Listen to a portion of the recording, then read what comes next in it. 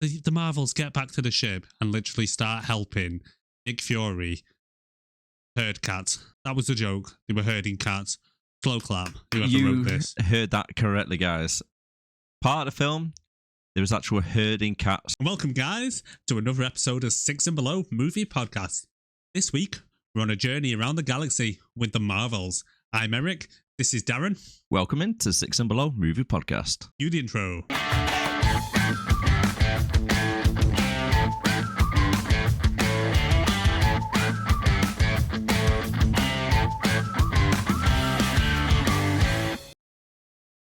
So, Darren, you want to take us through the vitals for this film? So the IMDb rating on this is 6. Metacritic score is 50. The budget is a really big one. 274.8 million. Worldwide box office, 164 million. And it's reported, with the marketing included, which is 100 million, it's a 200 million pound loss. Well, dollar loss. Christ. Yeah, somebody's getting sacked in the morning. Yeah, because it's not been out that long now, is it? No, it's about 2.5 weeks or so. May be able to scrape some of it back, but I don't think it's going to hit that. Because I know, like, when we were looking to try and go and see it, we struggled to find a cinema that was showing it. Yeah, we only pretty much got one on Sunday in the whole area. Well, that's it. There's about, 4 cinemas near us, and we could only find one showing today. And I wonder why they're losing money. Well, it sounds like the cinemas have just give up on it because probably no one was turning up. That's it.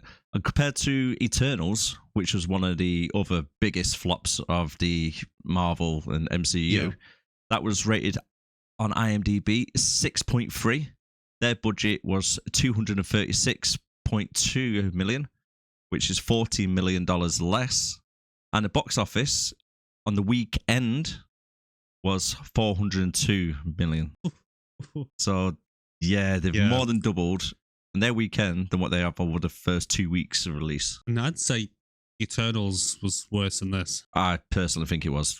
I went through that whole Eternals film wondering whether Angelina Jolie actually knew she was in that film. I think she was still playing Salt. I think she was, yeah. She literally, the whole film, I know a character in the film was supposed to be like going through some kind of, I don't know, fucking dementia or something. But she just wanders around the whole film like, what do I do now? It's like she just turned up one day and they were like, fancy a little part? Yeah, I'll throw you a couple of $1 million. Like, just sit here and just don't have to read the script. Pretty much. But the thing with the Eternals as well is I completely missed that coming out. And I think I only realised that film existed was when it came to Disney Plus. I'll be honest, right? I started to watch the Eternals and I got bored about 3/4 way through and just turned it off. Not surprised. And I am one of the biggest MCU, Marvel films. I absolutely love it. I remember when Endgame came out, I dragged my missus to the cinema at midnight to watch it on the premiere when it first came out. And now this one, I couldn't be bothered watching it. It's romantic. Well, it's a way to the girl's heart, isn't it? Yeah. I couldn't believe, though, where the Eternals are on IMDb. Because I thought, well, we could maybe try and tie that in and do that one at a future date. But it's actually, what was it, 6.3, 6.4? It's too high for our podcast. I know. You would have thought. And if we compare it to the biggest movies of 2023 so far, we have Barbie in first place, 1.4 billion. That's Barbie rocketed out there, didn't it? Yeah. I think a lot of nostalgia for the girls, really, wasn't it? Let's be honest with you. Yeah, I've seen Barbie, and it's not bad, Anyways, number 2 was Super Mario Brothers at 1.3 billion. Now that's a good film. That is wicked. If you've never seen that, definitely worth a watch. Brilliant film. I wish I could review that, but I'm too high for us. Sorry. Maybe if we do a spin-off episode, 6 and above, where we watch good films only. Maybe one day. Maybe one day. In the total rankings of 2023, this is currently 27th. Bearing in mind, it's only came out 2 weeks ago and it's at the back end of the year, so it might cross over towards 2024 if they're including all the income coming through, the sales, etc. on 2024. Well, obviously, you've got to throw our tickets on there as well now. It's going to increase it by a couple of quid. We're paying for it, aren't we? So, do you want to go over who directed and written this, etc.? Yeah, so it was directed by Nia DaCosta, which surprised me looking into her background because not really done much. She The only thing I could see really of any note was she did a screenplay for Candyman back in 2021. And that was a massive flop. I couldn't really see any other director credits or anything like that. So it seems nowadays anyone can just walk into Disney and get given a big budget to make one of their Marvel films. But Candyman, which came out in 2021, was a massive flop as well. That's 5.9 on IMDb. Yeah. So if you're Disney, you're looking for a good director, and they've done a less than 6, and they've only done one film, you just give it to them, don't you? And that budget for Candyman was 20 million, whereas this one is a staggering 274. It just, I honestly, I know there's a lot of things going about at the moment on the internet about what Disney are doing with all this. Like, you've got the South Park episode with the Pandaverse.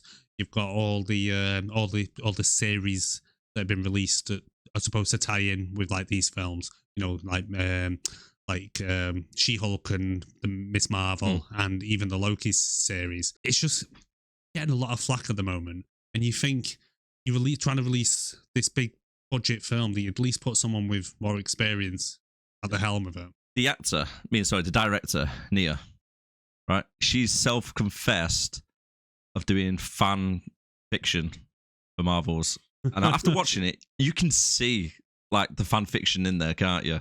Oh, yeah. It's weird. And I'd just like to say as well, spoilers on this as well, guys. If you've never seen this film and you don't want any spoilers, maybe come back when you've actually watched it. But if you don't care about spoilers, you're more welcome to stay. Because we're going to try and break the film down the best we can. We're going to try. But yeah, so it sounds like the director was kind of channeling her own Kamala Khan in this as a bit of a fangirl, which is fine. And to be honest, I went into this film with very, very, very, very low expectations based on what I had read so far on the internet and so on. Which a lot of places that you read about this film are making it very political, saying that Disney are trying to make a statement about women superheroes and women getting their time in the MCU and so on. Which in this film, obviously, see from the cast that they are. But I was actually pleasantly surprised. Like I said, I went in with low expectations. But overall, I probably enjoyed more of the film than I disliked. Yeah, I would say that as well.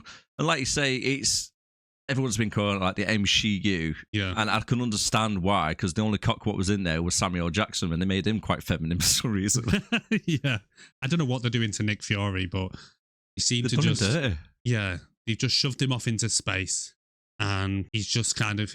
Well, he was a side character anyway, but he was in control at one point, and they've just, it's hard to describe what they've done to him. He's just kind of just shoved him in a corner, and he's just occasionally a bit of filler to try and add a bit. I imagine trying to add kind of a bit of credibility back to the Phase 1, Phase 2, Phase 3 films, and kind of trying to link them in there, because that's kind of what they did with the original Captain Marvel film, wasn't it?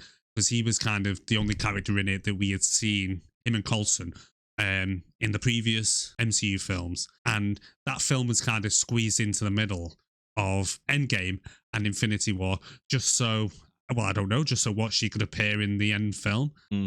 But she's so overpowered that I don't see why she just didn't defeat Thanos like that, really. That's why they brought her in right at the end, though, not too early. Yeah. Because I remember saying to the missus, like, there's Captain Marvel now. She's like one of the most powerfulest in the MCU. Same with Adam Warlock as well, in the Guardians of the Galaxy. Yeah. He's meant to be one of the most powerfulest one, but he didn't seem that powerful in Guardians of the Galaxy 3, did he?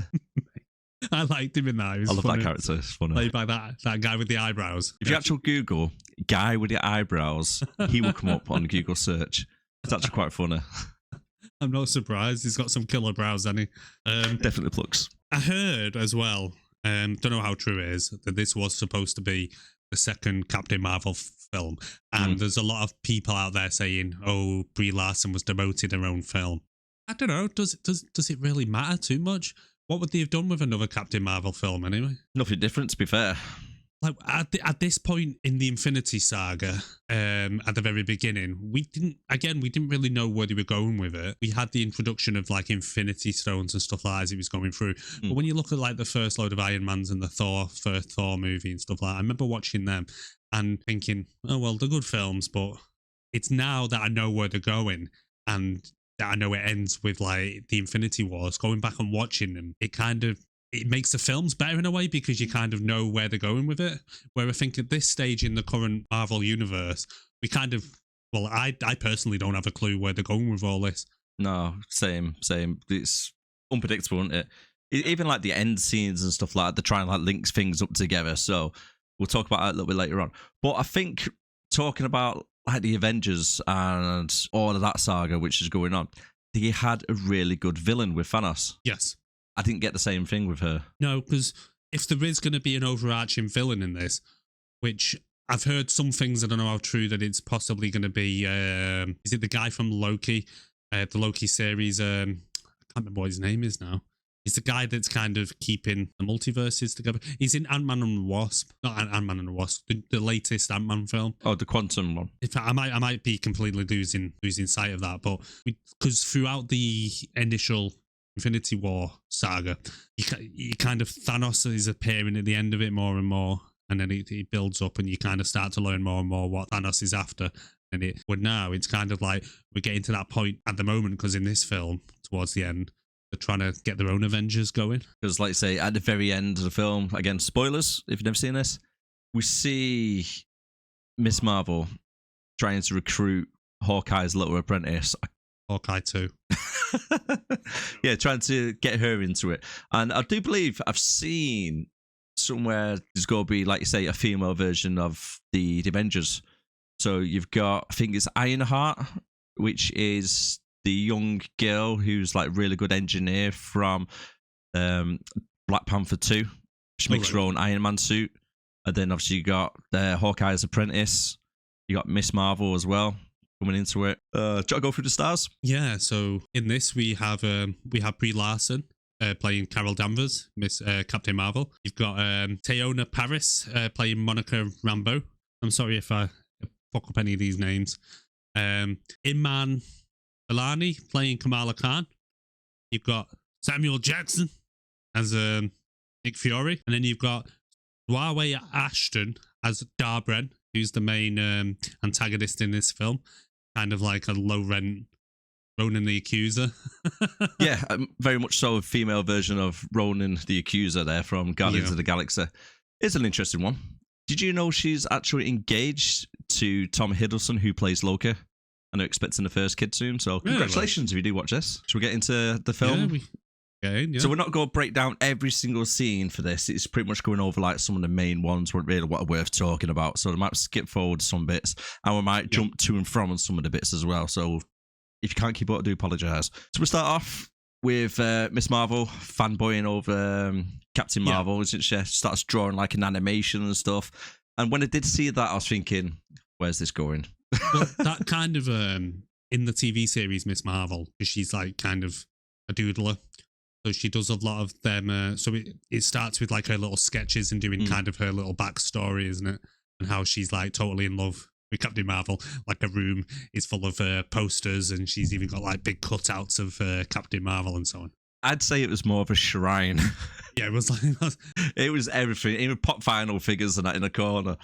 It was a little bit OTT with it personally. Yeah, a little bit. So, because you've watched some of the spin-off series, haven't you? Seen a few. I've not seen all of Miss Marvel, but I've seen some of it. Right, I was about to say, would you say before watching Captain Marvel, you'd have to watch the TV series of all the others first? For example, like Loki and the Miss Marvel one. Probably not. No, I've not seen them all. Like, there's that new one with Nick Fury that came out not long ago, which I believe watching that would have filled in a bit of like what Nick Fury's doing up on his space station and so on.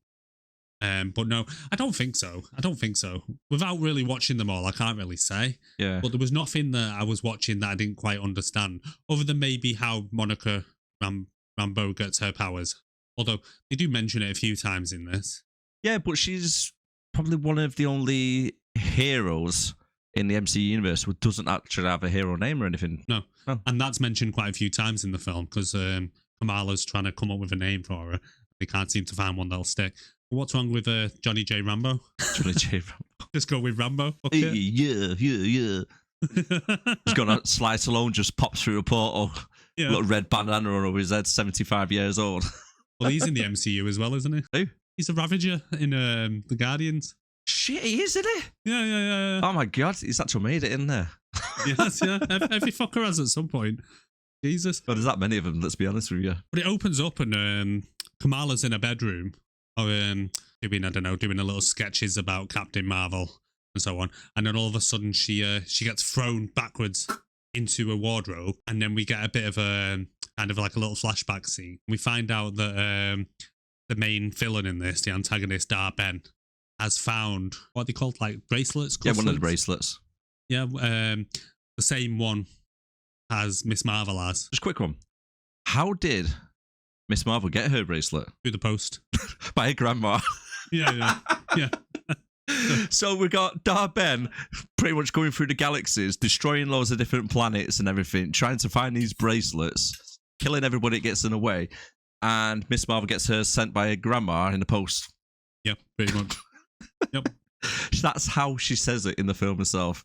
I got it from my grandma in the post. Oh, as well, I always thought that the bracelet was the thing giving her the powers. I thought that as well, yeah. But I found out afterwards, I think during if I'd probably carried on watching Miss Marvel, the series, I would have learned that she's actually a mutant. And I think that I might be wrong, but I think that the cuff kind of activated her powers, or allows her to kind of use the power in it. So then we get like a little flashback and we see Darben finding this cuff, and then she does something to one of them space jumps, what they call, like portals, like using Guardians of the Galaxy, where it's like kind of jump point. Yeah, it's like kind of them honeycomb things in space, where you see them a lot in Guardians of the Galaxy when they're going from planet to planet and so on. So she's kind of doing something to one of them, which somehow entangles each character. So whenever they use their powers at the same time, they all switch places in space and time. Yeah. So it keeps happening. So the start of the film was quite funny, because they keep getting into situations where one of them's in a fight, like Captain Marvel's on one of them Kree ships, and then all of a sudden they switch, and then Kamala's on this ship surrounded by guys about to attack her. It's like, what the fuck is going on? That's it. And then the cat is eating two of the Skrull guards, well, the Kree guards, shall I say, sorry. Kree guards, yeah. And then as the cat teleports back to Miss Marvel's house, it actually regurgitates the two guys inside the house, and the house just gets trashed, doesn't it, as well? So they end up having a big fight in Kamala's house, and a parents are there and a brother. Even they're getting involved. At one point, you see a dad with a mop, don't you? In his face. So I quite like the fight scene, if I'm being honest with you, the way they've done it as well, because you had 3 different fights happening at the same time, and there was 2 guards in each scene fighting the heroes. Mm-hmm. So one thing I didn't understand, and it's going probably really hard to follow this, so hopefully it's not too bad. Right? So I like to overcomplicate things when I explain them for some reason. So for an example, Miss Marvel, he's fighting 2 of the guards in one location. She defeats them, and then with the entanglement, switch places with Miss Marvel. Oh, sorry, Captain Marvel. So they switch places. Captain Marvel then beats up the 2 guys that Miss Marvel defeated first. And then she switches with Rambeau, and then Rambeau defeats the same 2 again. Yeah. But it's like at the end of each fight scene, they finish off the guards with like a powerful move, knock them out. And then it switches to like Rambeau at the same place, and the guys are back up fighting again. Then she would knock them out, and then it switched to Captain Marvel in the same location. They're back up, they're fighting again. Does that make sense? Yeah, kind of. So the guys just kind of won't go down. Yeah. Even though I think one of them even gets thrown up through the house, through the roof by Captain Marvel. Yeah. And obviously she's powerful as fuck, so you wouldn't want to take a punch from her. So I don't see why she didn't just kind of finish him in one go. But anyway, I know, because as they're reaching their own little fight scene, as I said, if they use their powers at the same time, they switch in. So but at this point, they don't know what's going on. We don't know what's going on. All we know is that they're just switching for no apparent reason. Pretty much. So yeah, all over the fucking universe.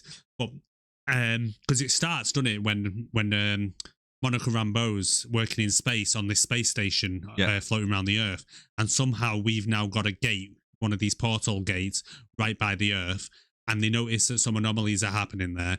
So Nick Fury contacts Captain Marvel and says, "Oh, we detected a disturbance in the portals, and we noticed that you're nearby one of them. Can you go and check it out?" So that's when Captain Marvel goes over to where Darben just was, and notices that someone's been tampering with the portal because it seems to be malfunctioning. So she starts getting attacked by some Kree. Then she goes over to check out this portal. At the same time, Monica Rambeau goes over to their portal to check out what's going on, and they both touch it at the same time, and then somehow that entangles them all. But the reason I was mentioning it was because Monica Rambeau's in space with her spacesuit on, and then all of a sudden she switches with Kamala.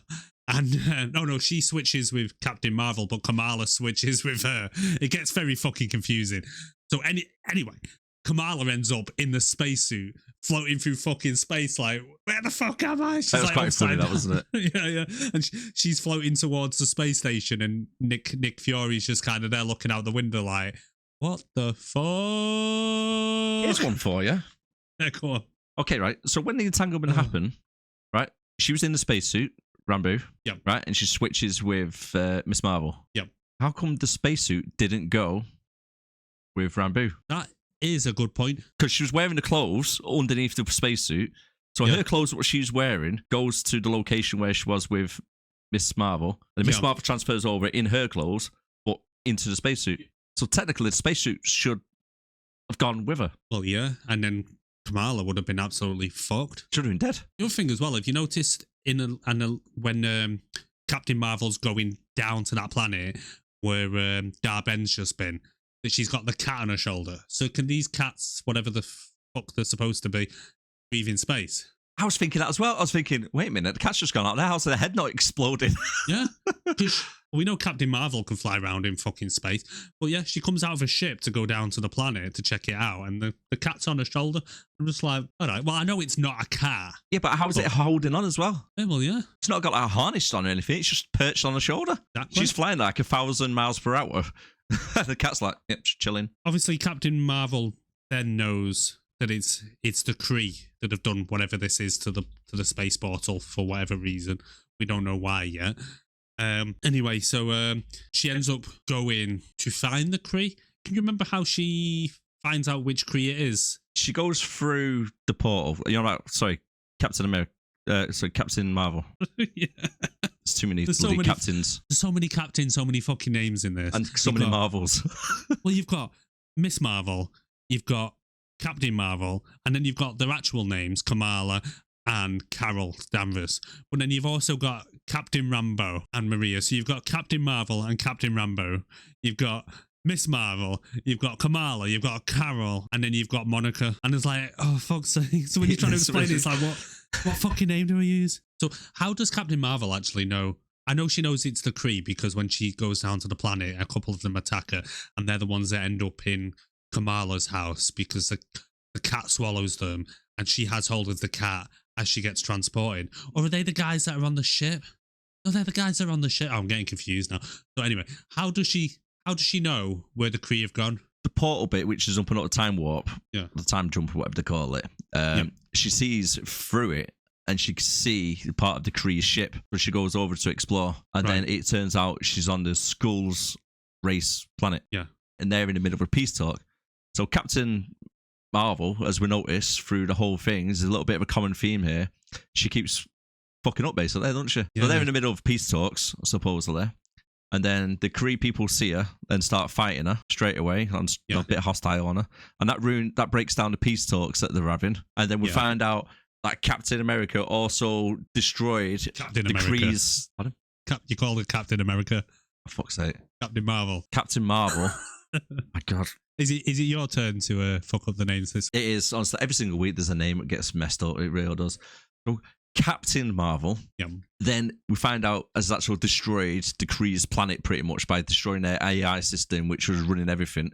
So, because the AI got destroyed, I don't know why the sun stopped working, and they had a drought, and they had no air. So at the end of the Captain Marvel film, she defeats the Jude Law character, and then she says to him, "I'm gonna go back to Hala, and I'm gonna fuck up the Supreme Intelligence."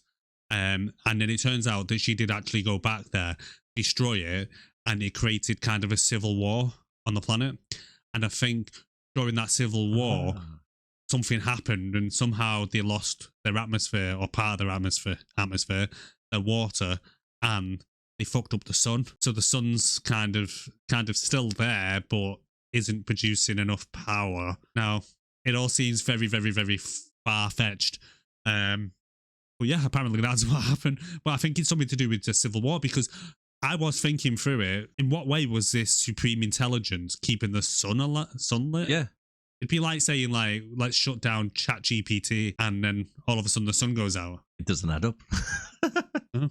But a lot of things in the film didn't really add up, let's be honest with you. A few things that didn't kind of sit right, and a few scenes that were a bit like, I don't really like the choices there. But moving on, so like you mentioned, it turns out that the Kree had gone to the Skrulls, one of the Skrull refugee planets, to do some peace talks with them.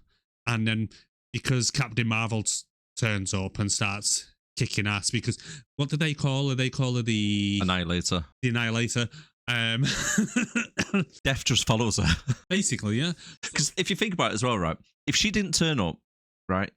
Dar-Ben was going to take the air of the planet anyway, regardless. But she was trying to give the Skrulls enough time to evacuate. But because Captain Marvel turned up, she took the air straight away and wiped out half the race, because only half of them could actually escape. Well, yeah, and I mean, obviously someone at some point is giving Dar-Ben a copy of Spaceballs, and she's had the idea to try and nick the atmosphere from a planet. Well, I mean, there's probably plenty of planets out there with breathable atmosphere where there aren't sentient beings in, like, refugee camps and stuff. Yeah, the reason why she's done that planet is because later on she admits, doesn't she, she's trying to do it because it's Captain Marvel's places, hence the water from the other one. Yeah.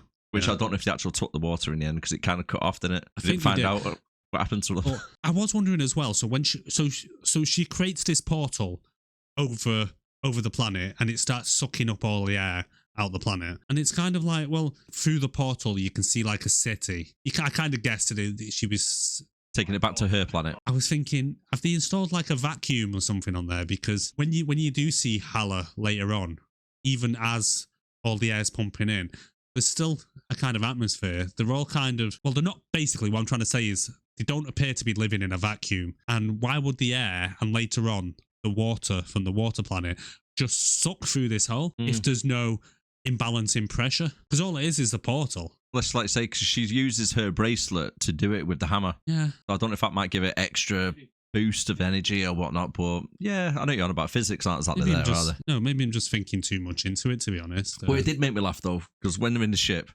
we get a cameo by M from IMDb. She actually rocks up, still wearing a Men in Black outfit. Oh yeah. Oh, and then she takes the Skrull people over to Earth's border control. Valkyrie comes along, but she's, yeah, like you say, she's still in a Men in Black suit, like she forgot to get changed from Men in Black International, which we did the other week, if you want to give that one a watch. She's turned up to help the aliens, taking her to the border force so they could come and join Earth, because they are shapeshifters. I mean, they can merge right in, like in Men in Black films, so they could be linked up together in the future. MCU, MIB universe. Maybe. You heard it here first, guys. So they're trying to evacuate the Skrull. I was impressed with how quickly they managed to evacuate. I know they didn't get everyone, but they got out of there pretty goddamn quick. I think there was about 70 people left anyway, to be honest with you, after what happened last time. But 25 got out. When they're flying off in the ship, you've got Captain Marvel and Monica Rambeau on the ship, right? And it's like, well, I'm not being funny, guys. You can breathe in fucking space. You've shown us you can fly around in space without any kind of fucking spacesuit. Why are you on the ship? Give the places to someone else. Try and help people a bit more before you fuck off the planet. Yeah. Because you could have saved a few more people there. Oh, and definitely. even Kamala was like obviously upset. It's kind of an awakening for her in a way, because it's kind of like they both say, oh, we can't save everyone, we'll save as many as we can, and she's there watching like people die and stuff like that, and it's a bit like, really good CGI though, wasn't it? You can't knock it. No, really good. All across the whole board, it was really good. And I really like the Kamala character. Oh, she was really good. I did actually. I thought she played it really well, funny as well. Yeah, and lots of the stuff, and yeah, it's quite refreshing, really, wasn't it, throughout the whole of the film? You're not so much seeing it through her eyes, but it's kind of like she's probably one of the most relatable people in there, because she's kind of new to it all in the universe. Yeah, she was a bit of the comic relief in it, especially with a fangirl about Captain Marvel. Like, because even at one point she says to her, sisters. Yeah, I've used twinsies. She's like, I've used your name. I know I probably should have asked you, but yeah, we hadn't met until now. But do you mind if I kind of use your name? The twinsies. Oh, it did make me laugh. And we also had the scene as well, didn't we, where Captain Marvel and Rambeau meet for the first time, and Captain Marvel just turns around and says, "Say hi to your mother for me." When we meet Monica in this film, she's in a spacesuit and she's heading towards the anomaly thing with the space portal, and so is Captain Marvel, and they're both talking through the radio to Nick Fury, and Carol, Captain Marvel's kind of like, "Oh, is that Monica?" And Monica's like, I don't really want to speak to her at the moment. I've not spoke to her since I was a kid, and last time I seen her, she said I'll be back soon, and then hasn't turned up. I'm still kind of waiting. She held on to that, didn't she? She was like, "Mate, you told me you would be back soon. You went to the shop to get a pint of milk and you never came back." Yeah, she milked that like it was a fucking cow. And one thing I don't get right, okay, I know it's a film and all this stuff, but how old is Monica meant to be in this? Because only 6 years ago, right, she was like a 12-year-old kid. Well, no, because the Captain Marvel film was set in like the 90s, one in the mid-90s. I suppose Captain Marvel don't age then, does she not? I'm assuming she doesn't because of her powers. I think that's one of the reasons she's still kind of, they now look the same age. And plus, okay, I'll let her off. And also, Monica did blip for a bit as well. Don't know if that makes any difference. Yeah, but you don't age in a blip. No, you don't. That's what I mean. Yeah, so the original, the Captain Marvel film, the first one, was set in 1995. What was that, like 28 years ago? Yeah, 28 years. Yeah, so, and how old was Monica in that film? Probably 10, 12. The So thing she'll be is, it's 40 like, then. oh, well, she was blipped for 5 years as well. Which is knock it down to 35. Yeah, I suppose then. Yeah. I'd say 30. Yeah, it is just looking at the, the realism. I know. The realism of these films, right? I love the way, right, we're actually debating, like, saying, she can't be old enough for that. It doesn't make sense, but yet there's people flying around throughout space and shooting lasers. It's like, shooting lasers and flying around. Like, yeah, that's could be believable, but 5 years in a blip with a space, and how old is she? Well, I can believe all that, but I can't believe that she's 40. Oh, my God. I know, yeah, we need to get our priorities straight, don't we? Yeah, definitely. God, who believes that people can fly around space, though? Oh, Jesus. Never mind a radioactive spider biting somebody and turn them into, shooting webs out of hands. So anyway, going back to what started this, was, she's got a bit of beef about Carol fucking off and not returning. But you'd think she'd be used to it, because in the first Captain Marvel, she'd fucked off like quite a few years before coming back. Yeah. So, and then she did it again. Was it because she felt so guilty about what she did to the Kree? Is the reason she didn't come back? It's hard to explain, really, isn't it? Because it didn't really go into too much depth. It was like a little comment she made at the end. It's like, I felt a bit guilty for this and that, but for what, like destroying a planet, but you never felt bothered about it earlier when you tried to stop Darben.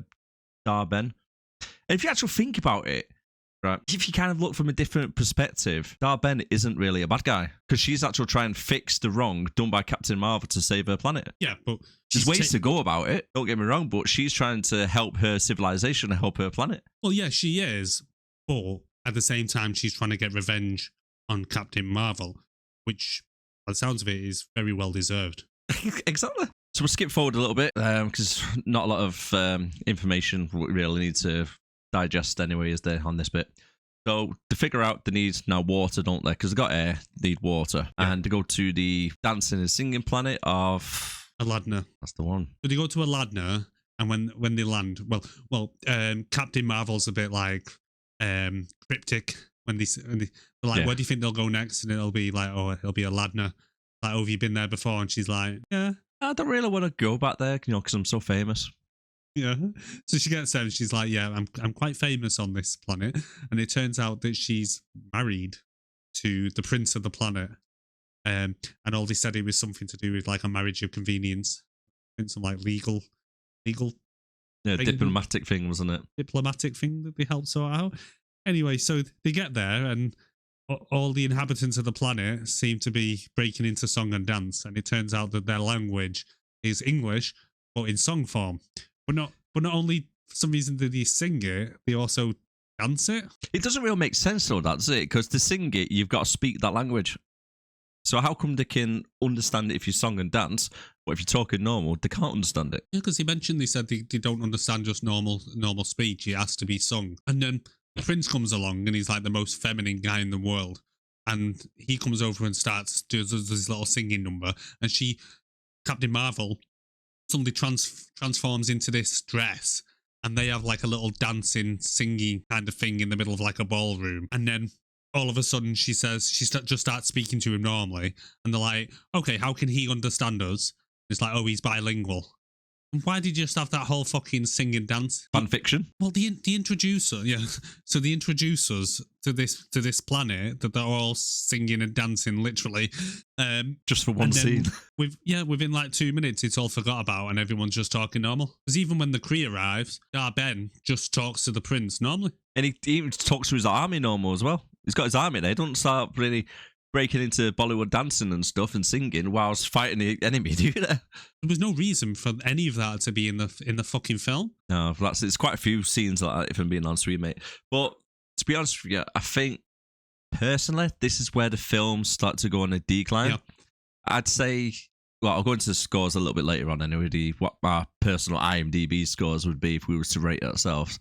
But no, yeah, it started to make decline so much. Yeah, definitely, because I would agree with that. That up until this point in the film, everything else had been good, and then all of a sudden you've got this absolutely pointless singing and dancing scene.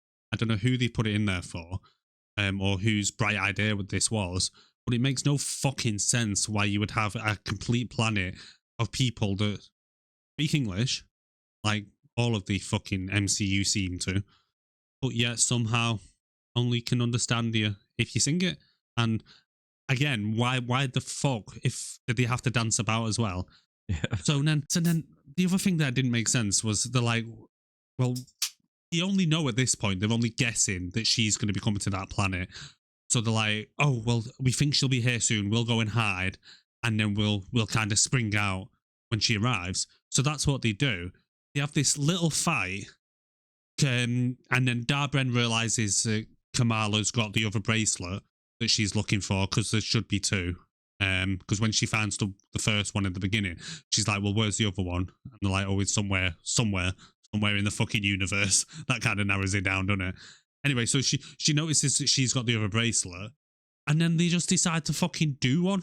She opens up the portal, which starts sucking the water up into Hala, the Kree homeworld. Again, surely that's going to cause like some kind of fucking natural disaster over there, like a tsunami or something. And again, where is the suction coming from? But forgetting that, bypassing that, they just do one and leave everyone. They don't even try to get anyone to evacuate the planet. They just say, right, we're done here. But we don't find out anything what happens, like the aftermath or anything. It's just forgotten about straight away. It's into the next scene then with cats. Because that's the other thing as well. It's like, even when the first planet gets its air sucked out, they're on the ship and they're just chatting like fuck all's just happened. You know, they don't even take a second to kind of think, oh shit, all them people have just died. A whole civilization's just been destroyed. Or because Captain Marvel has caused a civil war on the Kree homeworld. And it's just like, you know, just at least rescue one person. But as well, when the fighting, Darben jumps on top of one of her ships and starts flying off, and they follow her and they're fighting on top of this ship. And I'm just like, well, why doesn't Captain Marvel just do what she's done to all the other ships in the area and what she did in Endgame and fly through them and destroy it to stop her getting away? Yeah, she would just fall then to her death. She would just fall, yeah. Because later on, she's literally using herself as like a bullet, flying through all the other ships, destroying them. Why doesn't Captain Marvel just do that to the ship that she's on? Because if she'd done that, it'll be end credits. It's done then, isn't it? Do you know what I mean? And then they get in their ship and just fuck off out of there. Well, I think it's more Kamala's fault, isn't it? Because she starts the portal jump as they're flying away. And then it's just like, they don't even try to go back. They're just like, oh, we've done a portal jump, landed on this other planet, and then they get out and start having a chat. And it's just like, you're not even going to go back and help these people. It's a planet full of fucking people there. I know they're annoying, and you're supposed to be pretty much their princess because you married the prince. Yeah. Your fucking husband's back there, basically, and you don't give a fuck. And it was just pointless. And then we learned that the reason Darben doesn't like Captain Marvel is obviously because she destroyed the super intelligence, but she happened to be there when she destroyed them.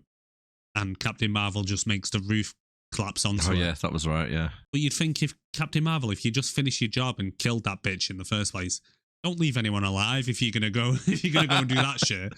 Don't leave destroy the anyone planet. alive. I know, don't leave anyone alive. Oh, and then the other part of the film that pissed me off was the cats. What the hell was that about? I mean, who is their target audience when you're watching this? Because it starts off basically Marvel fans. It fills quite a lot of ticks a lot of boxes, shall say, for all the Marvel fans. Everything's really going good, and then it goes into a sing and dance scene. It's like, what the hell's going on here? And then the next bit, you got cats what are everywhere, what are getting born in these eggs, what are just scattered around the bloody ship. Yeah. Music starts playing over the background whilst they're trying to get the cats to eat everybody that's on the ship to try and save them. You just give a bit of context to it. So they're back on the ship with Nick Fury, and two of the engineer guys on the ship find like what looks like a kind of brain hidden in some electronics. So they're kind of looking at them thinking, what the fuck are these things? Something somehow got onto the ship. We don't know where these have come from. We don't know what they are. And then the ship starts malfunctioning. And then they're going around saying, oh, out of the 2,000 bloody escape pods we've got, only like 4 of them are working. So they're like, well, get as many off the ship as you can. And this whole sequence was just pointless because then while they're trying to evacuate the ship, they open like a cupboard and there's the cat Goose. And it turns out that that's the thing that's been laying these brain-looking things, and it turns out that they're actually eggs, and it's producing more of these cats, and then all of a sudden they're full of these fucking, what do you call, flurgans or something, these cat-looking things. So then how they decide to evacuate the space station was to get the cats to go around and eat up all the remaining personnel, so they could then put the cats onto an escape pod, so when they get back down to Earth, they can regurgitate all the staff back out. Sure, they would die. There was like stomach acids or suffocation. It's absolutely pointless. It's just like, oh, we need to try and get cats in this film. How can we do it? This is how we do it, because that space station kind of collapsing story, it was just pointless to the whole plot. It didn't add anything to it. It was just, oh, let's put more cats in. It's just a scene dedicated for the crazy cat women right out there. It's like, do I have a picture in my head, right? This is a perfect scene, right? You know The Simpsons, when you got the crazy old woman who throws cats at people? Yeah. I expected it to be on there. because Captain Marvel and co. get back to the space station and they're like, right, what's going on? And instead of helping to try and evacuate, well, say we've just arrived on a ship, get some people on there. You've got like one escape pod left, and they run around and they're basically helping The cats eat them. Well, rightly so. All the staff are running around saying, "I don't want to be eaten by them fucking cats," and they're all hiding and shit. And then they're walking around like, even Kamala at one point has a cat in her hand, and she's running after people, letting the cats eat them. Yeah, and it's just like, one thing didn't get me about that, right? Literally, How come like Kamala's parents didn't get eaten, or her brother? They were stood right next to everybody, all the cats, and the cats never touched them whatsoever. So after the house is destroyed at the beginning in the fight, they send Kamala's parents and her brother up to the space station. First of all, why the fuck would you do that anyway? Why would you take them up to this space station? And second of all, wouldn't they, as civilians, be the first people put onto one of the working escape pods to get back down to Earth? Another thing as well, I want to know what signal network the brother's using, because he had signal on a phone call doing FaceTime and that with his partner whilst he's travelling up to space. Exactly. And they had the space elevator as well that they came up in the first place. So why didn't they just go back down on that? So I'm going to assume that wasn't working at the time.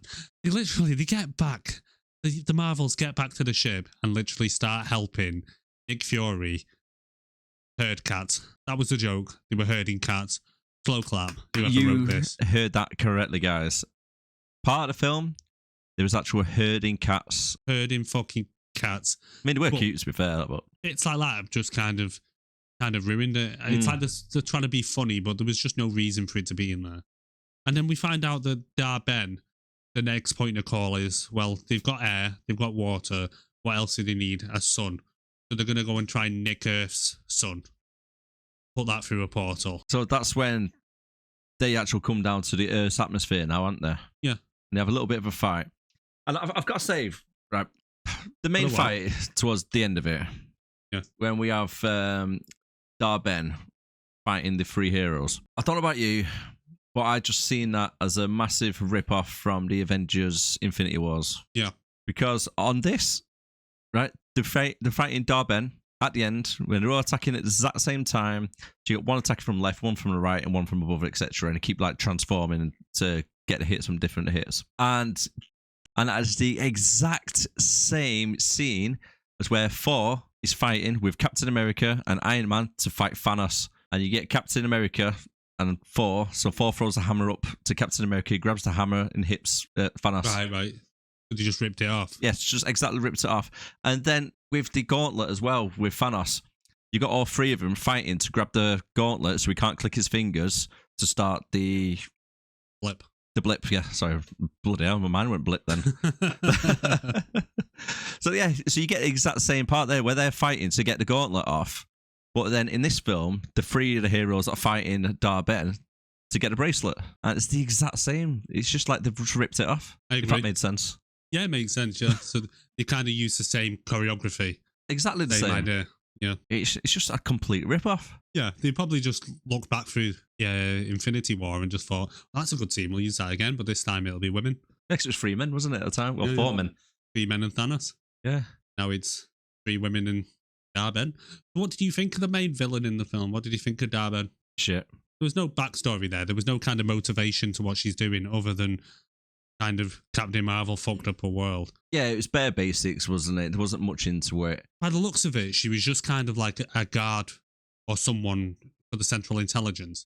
So it's kind of like, how has she built up this following? How has she built up, her reputation within the Kree for her to go, to get kind of their backing to go out and kind of try and take on Captain Marvel and restore the planet? There's kind of none of that. It's just kind of like, okay, well, this person's bad and somehow she's got a following and she's got all these ships. And it's like, well, all the backstory is that she sees Captain Marvel destroy the Central Intelligence AI thing that's running Hala, and then tries very badly to stop Captain Marvel, and then gets the roof collapsed on her, and then that's pretty much all the backstory we get. And like say at the end as well, after that fight, the roof collapses on her, she gets stabbed in the gut. And she's dying on death's door. So like, next minute, she jumps up and starts battering them all again. Oh, no. She didn't make sense. You're like, wait a minute. Well, that's it, because she grabs Kamala, doesn't she? And then she puts a hammer on the head and says, move and I'll kill her before you even manage to take like one little step towards me. She gets the bracelet off Kamala, and then she stood there. There must have been about 30 seconds of where she kind of puts a hammer down and she's putting these gauntlets on, whatever they are, these cuffs. And I even said to you when we were in the film, get her now, go, get her, get her. But they let her stand up. They let her get bracelets on. She even manages to have a look at them. Walks over to the mirror, has a look in the mirror, checks them out, goes and speaks to one of her men and just says, how do you think these look? Do you think the outfit goes well with them? And they just stood there like, I'm exaggerating a bit, obviously. But, what I'm getting at is there was plenty of time. It was just as long. Yeah, there was plenty of time for them to fucking stop her before she then decides to exit the craft and then tries to use them, ends up blowing up into little pieces, which we don't really explain why. We don't know why they're just happening to put the other cuff on, suddenly makes them too powerful for her, and she blows up and somehow rips a hole in space-time into another fucking universe. But the other thing I was thinking as well is She blows up, she creates this hole, and you can see like kind of another world through the gap in one of these space portals. And it just looks like a normal space portal. But no. Monica just automatically knows that that's another dimension. And she just automatically knows how to fix it. And she uses the old adage of that they use in films of, if you get hit by a hammer and get amnesia, if you get hit by a hammer again, your amnesia will reverse. So she concludes that if we go to the other side and use the same energy that she just used to create the portal, it will close it. And it's like... Right, is that why she had to go through the portal to do it? Yeah. Right, so I was thinking to myself, like, why does she have to go through the portal to close it? Because you can't do it from the side that she's on. No, so she says, well, all of a sudden it's a quantum doodah and it's ripped the whole hole in space time and there's another dimension. But if someone goes to the other side and uses the same amount of power, it should close the rift. So she stands there while Kamala and Captain Marvel basically inject her with a load of fucking power and she absorbs it and goes to the other side. But it's like, first of all, how do you know that it's a portal? How do you know that's another dimension on the other side? And how the fuck do you know that that's even going to work in the first place for you to be able to go over there, use the same power to close it? It literally happened a second ago, and there's just so many assumptions that this is going to happen. And yeah, for example, her being able to take the power as well. Because if it was real world, for instance, it's just lazy writing. It's just how. All I'm getting at is, how does she fucking know all this? Yeah, and it's the same with Miss Marvel as well. How did they know she was able to cope with the power of two? Well, yeah. Do you know what I mean? 'Cause she's had one on all the time, but so's Darben. Yeah. So in theory, she should have vaporized as well. I know. Which makes the whole film pointless in a way, because the outcome would have been exactly the same if she got the gauntlets at the very start of the film than what she did at the end. I know. So, you know what I mean? She would have just put them together and killed herself straight away. Might as well just drop them to her. Yeah, that's what I mean. They should have just given her a bracelet at the start. Here's that bracelet for her. She would have killed herself and they've tracked on the way. You could have even asked Kamala's Nana to post this other one to her. And how did the Nana get it? I don't fucking know. Who is the Nana? You'd probably have to watch the series to find out, but I don't fucking know. But it's not explained, and like you say, she just dies. She just disintegrates into little pieces, but there's no explanation as to why. Like I say, there's just a lot of assumptions. Like, they just automatically conclude that, like I say, it's a portal to the other side, and if you use the same energy, it'll close. But the other thing that pisses me off as well is whether I've missed something along the way in one of the series or something. Is like, so now Nick Fury's on this space station, and all of a sudden they've got access to all these portals and can kind of detect when one of them's malfunctioning and stuff. Like, who the fuck's put them in charge of it? I mean, there's other civilizations out there that are far more advanced than Earth, and we've seen it. For some reason, we're now in control of it. Where are all the other civilizations? It's the $1 million question, that, my friend. Just don't make no sense. It don't make bloody sense. And did you notice as well? Just going back, I know we mentioned about Tessa Thompson's character Valkyrie coming to take all the Skrull, whatever the fucking called, and she uses the Bifrost to come over there. I thought the Bifrost had been destroyed. Yeah, it got destroyed. The whole planet got destroyed, didn't it? Yeah. Asgard, got destroyed. So where's she getting the Bifrost from? Rainbow Road or whatever the fuck it's called. That's why I think it was the Men in Black. Maybe. She was dressed like it. I think that pretty much concludes the film, other than in the post-credit scene. Yeah.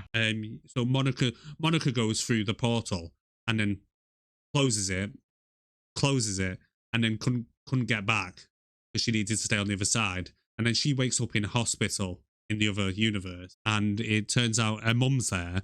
Say hi to your mother for me. Stop being a dickhead. I've got this button, man. I'm going to be using it. Now, I'm gonna confiscate that from you. Her mum's there, and she's going, "Oh, mom, oh God, it's so good to see you." And she's like, "This bitch calling me mama," and then all of a sudden, she's like, "You're older than me." And then she's in a hospital bed, and then Beast walks in from the X-Men. I did like that, if I'm being honest with you. Because now this is opens up the gateway for the X-Men to start coming into the Avengers and Marvel. Do you know what I mean? They're rehashing it, aren't they? In a different universe. We've already had the X-Men in, I mentioned in one of the films, like in the Doctor Strange Multiverse Madness. Was it?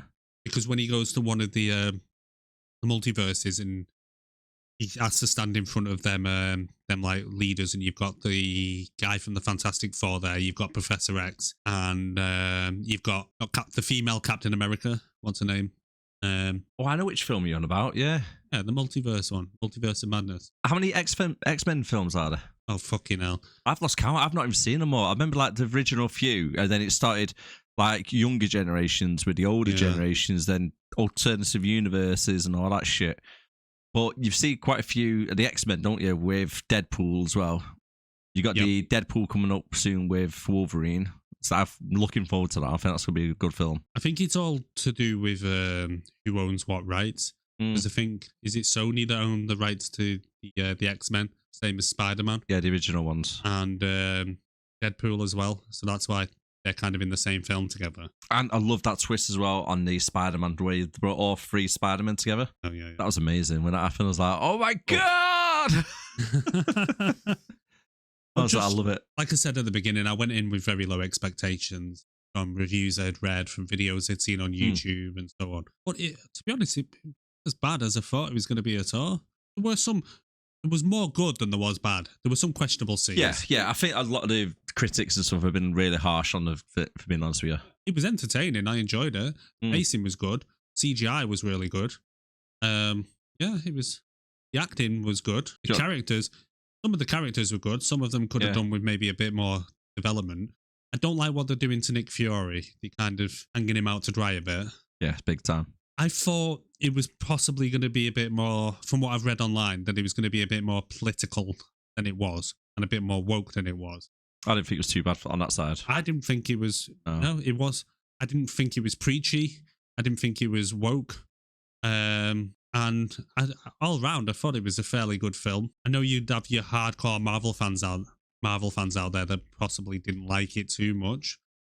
For things that maybe we've not picked up on. As someone who's only really seen the Marvel films and a couple of the series, I liked it. Yeah, worth recommendation. Do you want to get onto the awards? Yeah, we'll get on to the awards. We'll do the awards for this one. Okay, if you want to play along at home as well, let us know down in comments, or you could email us on 6 and below, moviepodcast@gmail.com. and let us know what your awards are and who you'd give them to. So the awards that we give out, we have the best actor, the worst actor, the best character, worst character, and then 3 things we enjoyed about the film. So we're starting off with the Best Actor Award. Yeah, that's right. You better walk away. Go on, walk away, because I'm going to burn this motherfucker down. King Kong ain't got shit on me. That is right. Bonus points if you can guess the film and the actor. Yeah. Who's your Best Actor Award? I like Kamala. Yeah? I think she did a good job. She's a young actress. She's up against some good talent in this. And I think she holds her own. Definitely does. Yeah, so I would say Iman Vellani. Ain't that right? I'm sorry. I think it is right, yeah. Yeah, I've gone for Brie Larson, if you're being honest with you. She gets a lot of hate and stuff like what happens behind the camera and stuff, but her acting ability, you can't really complain. She just comes up, does the job, and goes home, but then causes lots of issues behind the scenes, doesn't she? She's not great in the PR room. That's definitely for sure. But her acting ability in front of the camera, I think she was good. Next up, we've got the Worst Actor Award. I'm going to take you to the bank, Senator Trent. To the blood bank. That's right. That's the Steven Seagal Award. Steven Seagal. Yeah, Steven Seagal. He's a bird. Mine. Who's your worst actor? I don't know. This is a tough one because I wouldn't say that anyone particular was bad. I'd maybe say the woman who played Darben. She wasn't. I don't know if it was more her acting ability or the actual character themselves. So I'm kind of the director. I think if there's a character in here that I didn't particularly enjoy, that was like part of the main cast, it was probably her. So I'm gonna give it to her, Zawe Ashton. Yeah, I've gone for the exact same and pretty much the same reasons as well. Yeah. By the way, we're not saying she's a bad actress. It's just in this role, she was probably the worst one in the film. So let's go from there. Other films, she made them really, really well in. But yeah, I don't know if it's the director pushing it for the way she'd done it, or is it her acting ability for this role as a bad character, but she wasn't a villain. Do you know what I mean? She didn't come across as like an evil character, or even a villain that you love, like Thanos.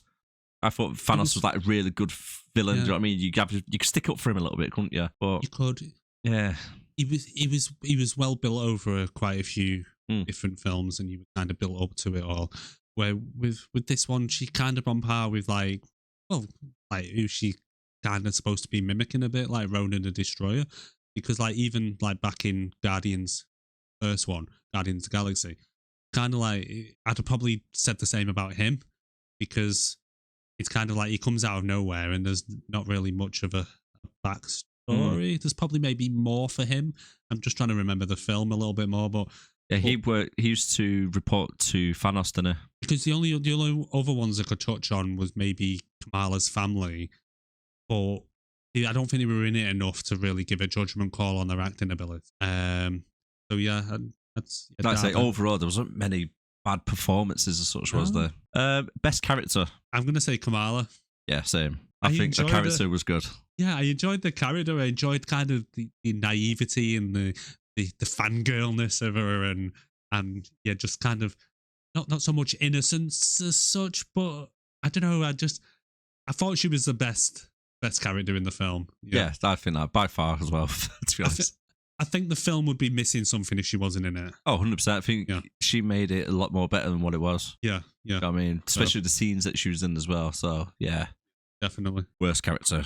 Who's yours, Erik? Worst character. I didn't particularly like Prince Jan, who plays the husband when she goes to that singing planet. Whether I'd give him worst character, I don't think he was in it enough, but I'd maybe say that Darben again. There wasn't really many. Can I give it to the cat? Which one? All of them. Gather them all up. The gaggle of cats. But I'd say out of the main cast, I'd probably say Darben, just because. What we covered on it earlier, isn't it? Yeah, she was just copy and paste villain. Yeah, I've gone for the same as well. It was just Ronan Destroyer. Is it Ronan the Destroyer? Ronan the Accuser. Ronan the Accuser with a vagina. Yeah. And 3 things you liked about the film, Erik? I like the CGI. CGI was really good. I like the pacing of the film. Yeah. Good pacing. It wasn't too long. I think it's like one of the shortest of the Marvel movies. Yeah. So I'd say the length was pretty good, pretty right, and coming in an hour and 45. I don't think it didn't need to be any longer. I thought the beginning was quite good with the fight scenes and stuff when they're trying to figure out. And I think it was just Kamala that made them scenes as well, when she's kind of like, I don't know what's going on, and it's like, Captain Marvel is here. Yeah. So I like them. I like some of the fight scenes were quite good. Yeah, I enjoyed the chemistry between all the characters, on-screen chemistry. Well, I can't get the words out then. But yeah, the on-screen chemistry between all the characters, I thought that was really well and came across good as well. I enjoyed the CGI, as you said. And again, not copying you, I thought this already. I had it written down. But the length of it wasn't too long. If it was a 3-hour film, I think that would have been a lot worse rating. Do you know what I mean? Yeah. Because it's like getting blood from a stone, wasn't it, really? I wasn't hoping for it to finish type thing. I think it was just like a good pacing and a good time to finish when it did. It ended all right. The ending wasn't. It was very abrupt. Yeah. Kind of like, right, let's wrap it up now before we get too long. I think there's loads of scenes what have probably been cut. Probably. I've got a feel, there's at least another hour longer on like a director's cut or something. But I think the way they ended it is like Disney's probably phoned them up. Right, guys, you spent $265 million at the moment. Do you want to start wrapping it up now? Do you know what I mean? It's one of them, was it? They go, oh, okay then. Probably someone just went to the ATM with the cash card and was like, we've only got $1 million left. Oh shit, we better wrap this up. Yeah, that's what it felt like, didn't it?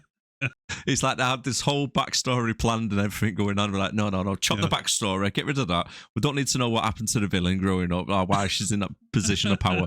We don't need to happen to the world after the water got took. You know what I mean? Let the fans think for themselves. And then at the end of it, it's just like, yeah, it's done. She's dead. End credits. Do you know what I mean? It's like they could have done so much more into it, which would have made it a better film, but maybe the budget went that little bit too high. Like I say, I think it's getting a lot more bad press than it probably. Yeah. What's your personal IMDb rating if it was used to do it? I'd give it higher than a 6, if I'm honest. It was, in the end of the day, it's a film. Getting a bit sick of possibly superhero films, in a sense. So it's maybe more of the time it's come out as well. Just judging by this film, if this was a complete standalone film, I'd maybe say 6.5. Personally, I would say it was like a 7 for the first hour. And then because of the cats and the dancing and everything else that didn't make sense, it's dropped it down to a 6. You'd say 6? Yeah. Just because of them scenes, yeah. I think it's just dropped it down. It's just kind of ruined the film. For like, it didn't need to be there. You know what I mean? It's like pointless things what are there, but it wasn't enjoyable pointless things. Do you know what I mean? You have on films, you have some filler, content filler, what you enjoy, so you don't mind it being there. But this is like content filler, which doesn't need to be there, doesn't make much sense. And yeah, it's just the way they did it as well. That's what I mean. It's like the first part of the film was aimed at the Marvel fans. The second half of the film God knows who their target audience was. Crazy cat people. Do you know what I mean? It's gone from one extreme to the other. Yeah. And I think that's just ruined it, to be honest with you. And I think that's where the bad press is coming from, because they're focusing on them two sections so much. Possibly. And then I don't think Disney are doing themselves any favors at the moment, especially with trying to bring politics, identity politics into the films and so on. Oh, look at the... Is it Strange Worlds? The animation that they've done, which was like a huge flop. Lightyear, sorry, was a big flop as well. Now this one's lost over 200 million. Yeah. They do try to push agendas and stuff, and I don't feel watching this film that I was as preached to as I thought I was going to be. No. I mean, I'm all for strong female characters. And I do admit in some genres there has been a need for them for a while. And even in the Avengers, the Infinity Saga, you know, the fact that like Black Widow didn't get her own movie until after it, stuff like that, you know, was a bit of a letdown. And when they did finally release the film was, again, a bit of a letdown. Yeah. Because it came out, I felt, at the wrong time. Oh, 100%. That should have been like where Captain America was getting built up with the Iron Man films. Exactly. She should have had her own films building her up, similar to like the likes of like Captain Marvel and so on. Do you think Hawkeye deserved a film? Not as much as Black Widow, because if you think Black Widow was in it from pretty much Iron Man, you know, because she first makes her appearance as Natasha, she's pretending to be like Nick Fury's kind of assistant in it. And it turns out that she's Black Widow. I think more than probably Hawkeye. I don't think Hawkeye needed his own. Do you think the TV series was as good? Have you seen that one? I don't know. I didn't buy it because what is she like? She's like a college student, kind of going around fighting crime just because she happens to be good with a bow and arrow, which I guess is pretty much Hawkeye. Pretty much. But if you think about it, right, you kind of feel sorry for Hawkeye, don't you? Because you got the Avengers Assemble, right? You got Hulk, you got Iron Man, you got Captain America, you got Thor, but he got a thunder, and then you got someone who can do archery. Well, yeah, he'd have been better just going into the Olympics or something. Right, do you want to wrap it up? Yeah, so should we put it on our Wall of Fame? Wall of Fame. Let's get that done. Do, do, do, boom. Here we are. I'd say straight off the bat, worth a watch. Yeah, 100% worth a watch. I wouldn't be saying with it on the cinema at the moment, go out and see it. I'd just wait for it to come on Disney Plus or some other streaming platform. And when it does, it would be worth a watch. But I'm not going to advise you to go out there and go and see this film right now. I don't think you really need to. It's not going to make much difference. It's not groundbreaking, especially movie. With the prices of like Odeon at the moment. Do you know what I mean? I'll be honest with you, right? We watched it at the Real, so it was like £7 a ticket. Don't mind paying that. That was all right. However, if it was at the Odeon and it was like £25 a ticket to watch it in IMAX 3D and all that crap, I would have been really disappointed. Yeah, I do begrudge having to pay to see it, but so I wouldn't say go out, rush out and see it, but when you do get a chance to see it on one of the streaming platforms, which I'm sure Disney will probably have it on there pretty soon, I'd definitely say worth a watch. Yeah, 100%. You agree? Yeah. Do you want to give us socials out? How to contact us? Yeah, so if you want to send us an email, we're on 6andbelowmoviepodcast@gmail.com. Or the best way really would just be to leave us a comment, and yeah, we'll try and get back to you. If there's any films you want to recommend that we do, as long as they're a 6 or below rating on IMDb, again, leave it in the comments and we'll try and get around to it. Thank you very much for watching. Yeah, thank you very much. And yeah, please like, subscribe to the video, share it with your nan. Anyone. Yeah, so tell your nan. And yeah, we'll catch you on the next one.